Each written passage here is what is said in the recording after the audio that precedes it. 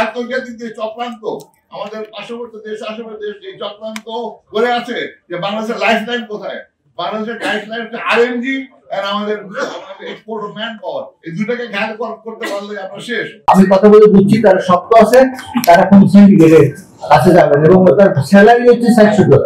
মালয়েশিয়ায় থাইল্যান্ডে স্যালারি হচ্ছে $700 আর মালয়েশিয়া কয়টা বেতন পায়, এরা অর্ধেক বেতন পায় না, $200 পায় না। কাজে থাইল্যান্ড আমাদের জন্য এটা বড় বাজার। আর মালয়েশিয়ায় 1 লক্ষ লোক নিবে, সেই 1 লক্ষ লোকের জন্য যারা সিন্ডিকেট মেকার তারা ওখানে কি করলো যে অ্যামাউন্ট গুলো শর্ত দিল আমাদের সরকার সঙ্গে সঙ্গে নাম পাঠায় দিল, কিন্তু আমাদের সরকার এটা দেখলো না। আমরা কিন্তু আমাদের উপদেষ্টা মহোদয়ের সাথে মিটিং করেছি, আমার কাছে এজিএস বই আছে, তারপরে উনি ছিলেন আমার সাথে, তার বন্ধু ভাই ছিল, আমরা 5-6 জন গেছিলাম, ফখরুল সাহেব আমাদের সাথে ছিল। আমাদের কার্যক্রম দেখে তাদের মাথায় সব আমার মনে হয় কোন রকম সমস্যা হয়েছে, তারা এখন প্রতি জায়গায় আমাদের লোকজন নামে মিথ্যা কেস, ম্যান পাওয়ারের একটা কেস হইলে পুলিশে নিয়ে নেয় যে অমুকে আমার কাছে 2 লাখ টাকা নিয়েছে, মানুষকে হয়রানি করার জন্য। ফখরুল সাহেব একজন ভদ্রলোক মানুষ, বিজনেস করে, আমার জানা মতো উনি সিন্ডিকেটে কোনো বিজনেস করে নেয় এবং উনি আমার প্যানেলে নির্বাচন করবে, তা সেই কারণেই তারা এই কাজগুলো করেছে। আগামী দিনে আপনাদের সহযোগিতা চাই আমরা, আপনাদের চাওয়া উচিত যে আমাদের দেশ থেকে যাতে কম টাকায় বিদেশে লোক যেতে পারে এবং বাইরেটা যে আগে যে বাইরে ছিল 17 বছর 18 বছর আগে, আপনারা জানেন একবার 2006-7 সালে মালয়েশিয়ার লোক গেছিল, আমি কিন্তু তখন বাইরের প্রেসিডেন্ট ছিলাম এবং আমি নিজে অভিযান করেছি। তখন কোনো সিন্ডিকেট নেই, যার লোক সে করে কাউকে কোনো টাকা দিতে হয়নি, এই জায়গায় কোনো একটা লোক নাই যে বলবে যে আমরা টাকা দিয়ে দিচ্ছি। তখনও কিন্তু 5-7 লাখ লোক বাইরে, আমি একটা 100 কোটি টাকার উপরে একটা ফান্ড জোগাড় করে দিয়েছিলাম, কিন্তু সেই টাকা ফান্ড এখন কি অবস্থা আমি জানি না। আমি বাইরে সম্পর্কে গত 16-17 বছর আমি ম্যান পাওয়ারের ব্যবসার কাছেও আসিনি, কারণ আমার নিজের গায়ে গন্ধ ছিল যে আমি বিএনপি থেকে আমি সভাপতি পদ থেকে রিজাইন করেছিলাম, তারপরে বিএনপির বন্ধ ছিল, আমি তারেক জিয়ার বন্ধ লাগায় আমাকে বিভিন্ন ভাবে হয়রানি করা হতো। আমি আমার ইন্ডাস্ট্রি আছে গাজীপুরে ঢাকাতে আসিনি, 17-18 বছর আমি আমার দেশের বাড়ি বাগেরহাট আমি যেতে পারি।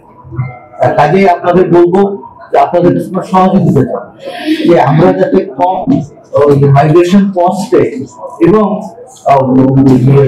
স্বল্প খরচে দরিদ্র মানুষ যাতে বাইরে যেতে পারে সেই ব্যাপারে আপনাদের সহযোগিতা চাই। বাংলাদেশের লোক যাবে এই সেক্টরে তারা কাজ করবে, কর্মরত থাকবে। এটা G2G হওয়ার পরে আমাদের দূতাবাস ওখানে সাক্ষী আছেন, তারা প্রজেক্ট যাচাই বাছাই করেছেন, ওদের পার্লামেন্টে একটা গ্যাজেট হয়েছে, তারপরে আমাদের পার্লামেন্টে গ্যাজেট হবে, তারপরে লোক যাবে, এই পার্ট ক্লিয়ার। থার্ড হচ্ছে লিবিয়াতে আমি একটা ভুক্তভোগী, আমি 1200 লোকের কাজ এনেছিলাম, 200 লোক যাওয়ার পরে এয়ারপোর্ট বন্ধ হয়ে যায়, 1000 লোকের আমি ট্রাভেলেন্স দিয়েছি, এই যে আমি ফাইন্যান্সিয়ালি অনেক ব্যাকওয়ার্ড পিছিয়ে পড়ে গেছি লিবিয়াতে আমার জানা মতে। কারণ এক একটা প্রদেশে এক একটা ফ্যাকশন বলি আমরা, পলিটিক্যাল ফ্যাকশন ওরা রুল করে, ফলো আপ করি, তো সেখানে প্রশ্ন লোক পাঠানোর সুযোগই নাই ভাই। যারা পাঠায় সম্বন্ধ সেলিম বলেছেন ওনার বক্তব্যে, কিছু চোরা কারবারি, কিছু যারা স্মাগলার, যারা মানব পাচার করে, তারা এখান থেকে দুবাই নিয়ে যায়, দুবাই নিয়ে গিয়ে তারা আপনার কেমনে স্টিকার ভিজাতে নিয়ে যায় মালটা থেকে লিবিয়া ঢুকে, ওখান থেকে তারা বোটে চলে যায় বিভিন্ন দেশে, ইটালি মস্তি, ইটালি সবচেয়ে কাছে।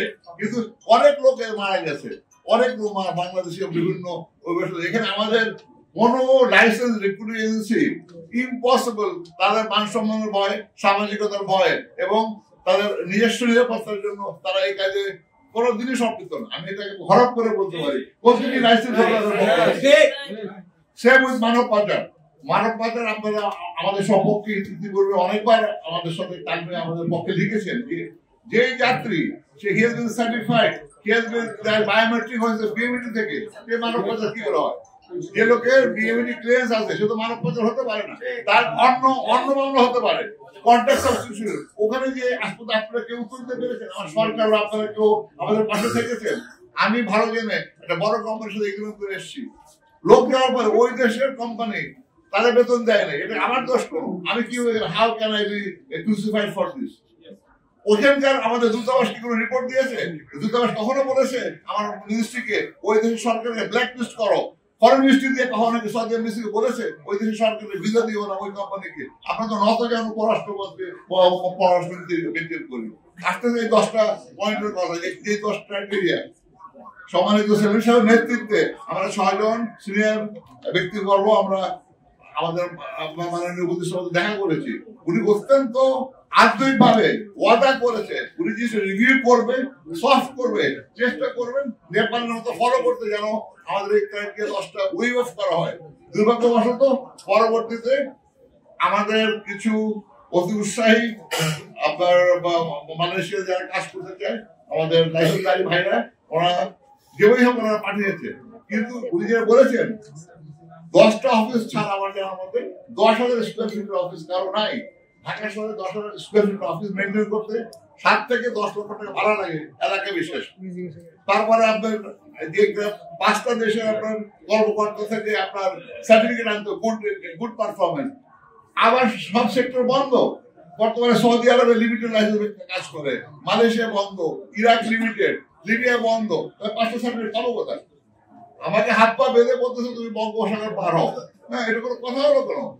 It is just madness, total madness, total madness. এটা একটা পায়তারা, এটা আন্তর্জাতিক। আমি সব আপনাদের উদ্দেশ্যে বলছি, আমি আমার ব্যবসা 4 বছর করবো, আমিও শেষ পর্যায়ে এখন রিটায়ার করে যাবো। ব্যবসা থেকে যাওয়ার আগে একটা জিনিস দেখে অন্তত শেষ নিঃশ্বাস ত্যাগ করতে চাই, এই সেক্টরটা ক্লিন হোক, এই সেক্টরটা ভালো হোক। এই সেক্টরটা আমাদের দেশের লাইফ লাইন, অর্থনৈতিক লাইফ লাইন আমাদের এই সেক্টরটা। অতএব